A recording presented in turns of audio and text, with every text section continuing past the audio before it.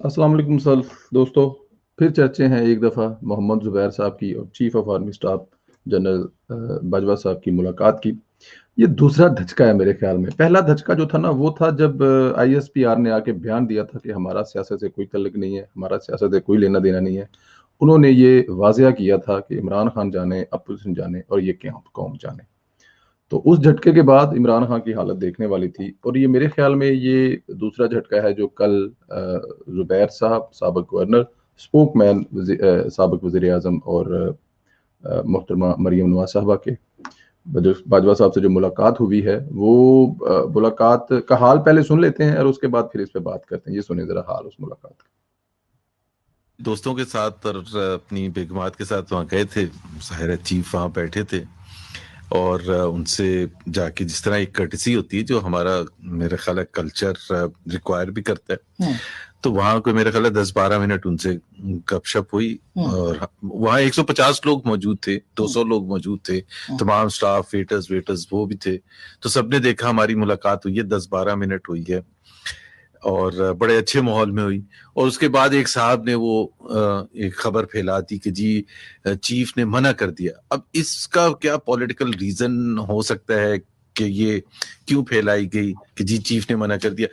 पहली बात तो ये आई थिंक इसमें कुछ चीफ की, क्योंकि वो बाकी जो मैसेज है वो बहुत ही ज्यादा पॉजिटिव है चीफ के हवाले से, क्योंकि वो खुले डुले आदमी है, बहुत मेहमान नवाज भी हैं। सुना है सब होते हैं खुले हाँ, डुले, मतलब इसमें कोई, और वो इस्लामाबाद क्लब तो बड़ा एलिटिस्ट जगह है। हाँ, वो कोई आम शहरियों के लिए तो है नहीं, कोई राजा बाजार या बन्नी तो है नहीं। हाँ, तो वहां जाहिर है ब्यूरोक्रेट्स और फौजी, रिटायर्ड फौजी, बाकी जर्नलिस्ट वगैरह, वो इसी किस्म का क्राउड होता है, बिजनेस मैन।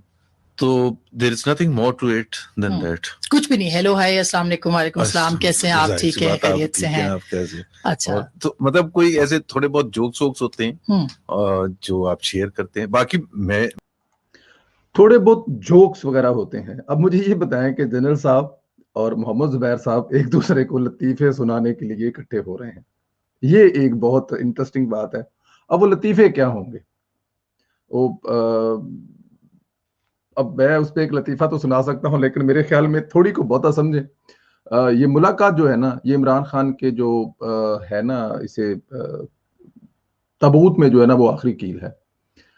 अब इमरान खान साहब का जाना ठहर गया है, क्योंकि इमरान खान साहब के हाथ में कुछ नहीं है और उनके अब जो पीछे और एक पेज और साथ खड़े हैं, और ये वो मेरा नहीं ख्याल उसमें किसी किस्म की कोई अब सच्चाई रह गई है।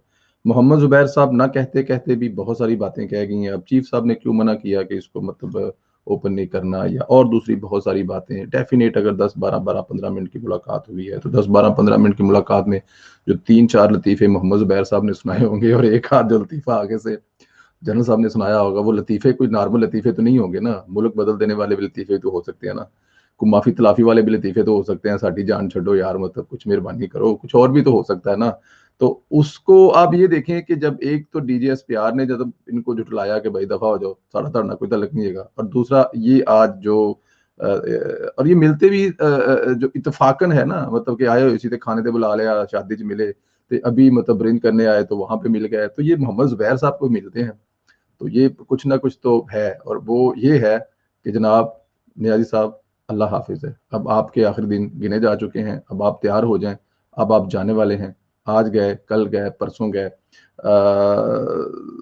बस मेरे ख़्याल में इसी पे इक्तफ़ा करते हैं। बहुत ज़्यादा जो चीज़ें हैं ना, वो उसी वक़्त खुलें अच्छा लगता है जब वो खुल चुकी हों। तो अगर ऐसी-वैसी कोई बात हमने कर दी तो फिर बाद में पता आपको मसाइल भी होते हैं जिनका सामना करना पड़ता है। तो ये कन्फ़र्म है कि नियाज़ी साहब गए। दोस्तों इंशाअल्लाह ताला आपसे एक दूसरी वीडियो में मुलाकात